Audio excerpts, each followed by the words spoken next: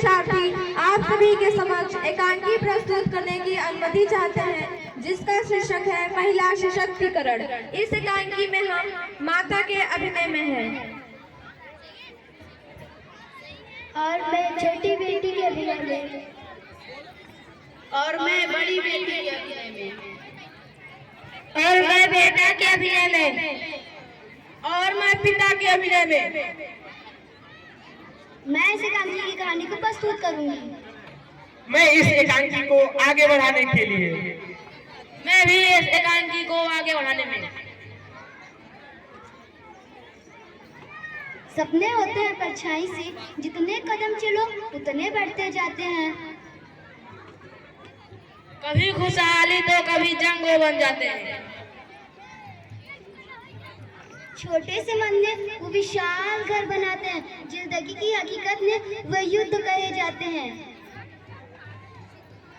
सपने होते हैं परछाई से, जितने कदम चलो उतने बढ़ते जाते हैं।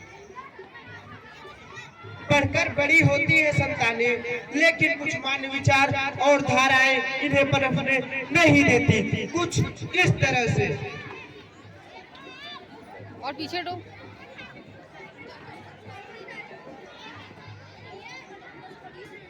भाई वाह, पुस्तक दो मुझे भी दो। नहीं, मना किया था ना तुम्हें। पर पिताजी, जाओ माँ के काम में मदद करो।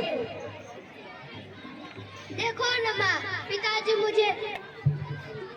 तुम जानती हो ना, तुम्हारे पिताजी को ये सब नहीं पसंद। ये क्या शोर मचा रखा है सुबह सुबह? घर में कोई काम नहीं है क्या?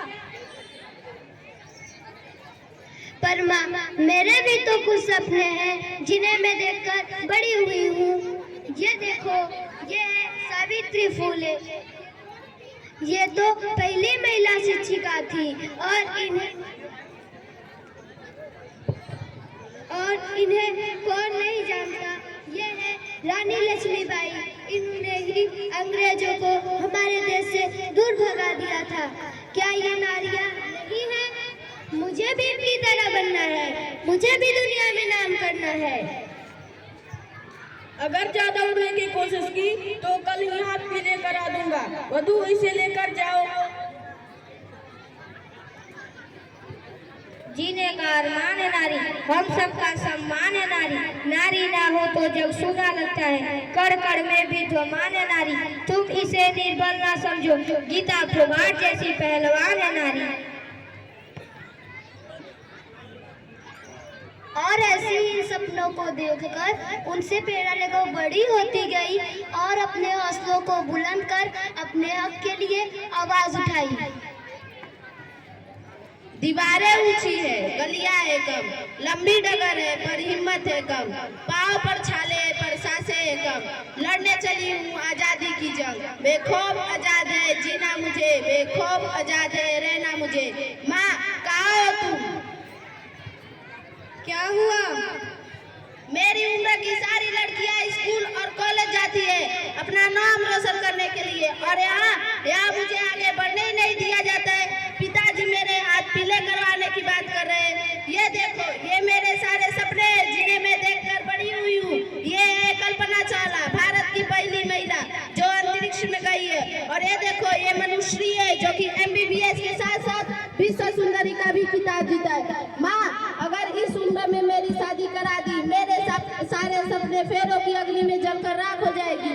माँ, क्या कभी तुम्हें घर की याद नहीं आई? क्या कभी तुम्हारा पढ़ाई करने का मन नहीं हुआ? तुम्हारा भी तो बाल विवाह हुआ था ना। घर की याद आती है ना मुझे, वो गर्मियों की रात, वो जाड़ों की बात, वो पानी का मटका, वो रसोई की याद। जब सताती है तो घर याद आता है मुझे। साथी तो एक साथ है, बस इतनी सी बात है, वो पढ़ाई, वो आंगन दिखाना है उसे। इतना रोजमान घर याद आता है मुझे। जिन दिलों में रही वर्षों तक, उसमें छोटा सा हिस्सा मेरा भी था। फिर उधर रहना है मुझे, घर याद आता है मुझे। सहमी सहमी चौखट पर खड़ी मेरे मन ने कहा, माँ प्यार करना सीखा था तुझसे, प्यार तुझसे फिर बना है। अब कितना दोगी सजा, दे दो थोड़ी दुआ। इंतजार है तुम्हारा मुझे, घर याद आता है मुझे। अब जो मेरे साथ हुआ वो मैं अपने बेटी के साथ नहीं होने दूंगी। एक औरत भी एक इंसान ही है और उसे भी अपने सपने देखने का पूरा हक होना चाहिए।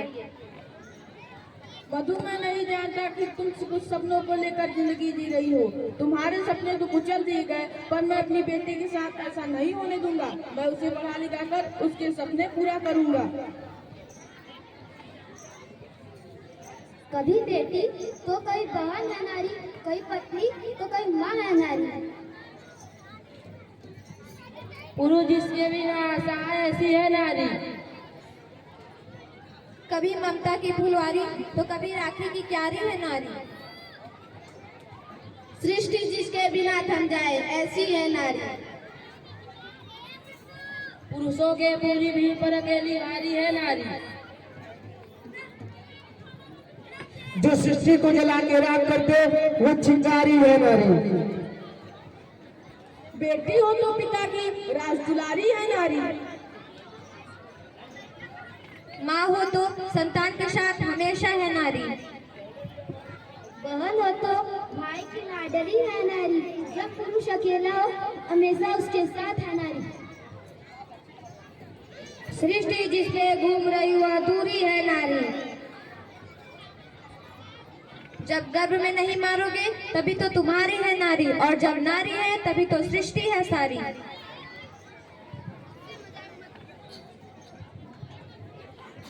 सपने होते हैं परछाई से, जितने कदम चलो उतने बढ़ते जाते हैं। ऊंचाई इतनी कि पल में चांद और सूरज को छू ले, गहराई इतनी कि समुद्र पे ही पलने लगे। सपने होते हैं परछाई से, जितने कदम चलो उतने बढ़ते जाते हैं।